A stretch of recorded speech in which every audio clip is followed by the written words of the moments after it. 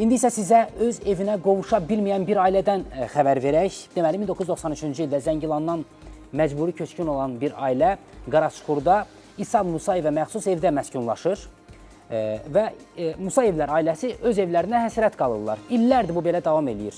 İndi vətəndaş deyir ki, heç olmasa indən belə biz öz evimizə köçək, o ailə çıxsın oradan. Axı bu bizim evimizdir. Hətta məhkəmə qərarı olsa belə həmin ailə o evdən çıxmır. Bakı baş tikintisində suvaqçı malyar olaraq çalışdım. 17 yaşından inşaatdayım ki, ev alım. O vaxtlarım da qayda qanunları 5 il Bakıya qeydiyyatın olmalıydı. Sonra ev növbəsində dayanmalıydın. Ev növbəsində dayanandan sonra 10 ildə gözləyib 94-cü ildə orderi verdilər bizə. Biz gəldik orderin evə baxmağa, gəldik evə qaçqınlar girib. Qaçqınları da çıxartmağa, o vaxtı həm soyuq idi, qış idi, dedik ki, qalsınlar, tezliklə çıxar. Hər ildə bayramdan bayrama bu il köçürlər, gələn il köçürlər. Həmin 1-2 il olub düz 32 il. Bu müddətdə Zəngilan da işğaldan azad edilib. Vaxtilə oradan məcburi köçkün düşmüş Balakişi Allahverdiyev və həyat yoldaşı Himayət Allahverdiyeva Suraxanı rayonu Qaraçuxur qəsəbəsi 40-42-60, bina 45, mənzil 122-də 4 otaqlı mənzildə böyütdükləri övladlarını da evləndiriblər. Bu müddətdə evin hüquqi sahibi İsa Musayevin də ailəsi genişlənib 11 nəfərə çatıb, amma hələ də öz evinə qovuşa bilmir. Buna o yataqxanadan ev təklif elədim ki, siz gedin oraya, biz gələk. Dedi, bir otağa bir kişi girər, ikinci kişi girməz. Bunun yoldaşı mənə dedi də, o evə girər. Sonra elə yavaş-yavaş biz də nəysə, sonra gəlmədim. Sonra da uşaqlarımı evləndirdim, ailə böyük oldu.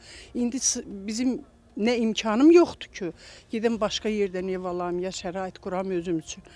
Məsələ bununla da bitmir. Evdə məskunlaşmış Balakişi Abdullayev və həyat yoldaşı bir müddət əvvəl Sulutəpəyə köçüb orada yaşamağa başlayıblar. Amma evdən gedərkən oğlunu evləndirib sözgedən mənzildə yerləşdiriblər. Himayət Abdullayeva indi deyir ki, biz çıxsaq da gəlin evdən çıxmaq istəmir. Edəcəyimiz bir şey də yoxdur.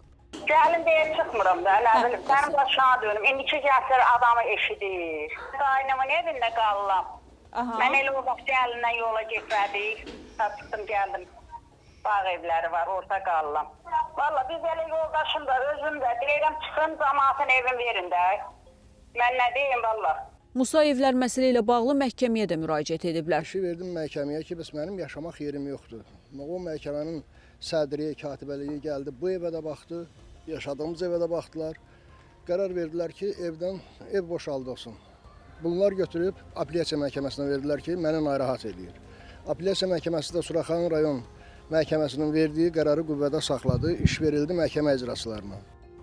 Qaçqın və məcburi köçkünlərin işləri üzrə Dövlət Komitəsindən bildirdilər ki, keçmiş köçkünə ailə tərkibinə uyğun olaraq Dövlət Komitəsinin bölgələrdə yerləşən qəsəbələrdə boş mənzil fondundan yaşayış sahəsi təklif edilib. Lakin o həmin mənzilə köçməkdən imtina edib. Bərpa qrafikinə uyğun olaraq Zəngilan rayonunun Üdgün kəndində yaşayış sahələri tikildikdən sonra Balakişi Allahverdiyevin köçürülməsinə qanunauyğun formada baxılacaq deyə komitədən ARB xəbərə bildirilib.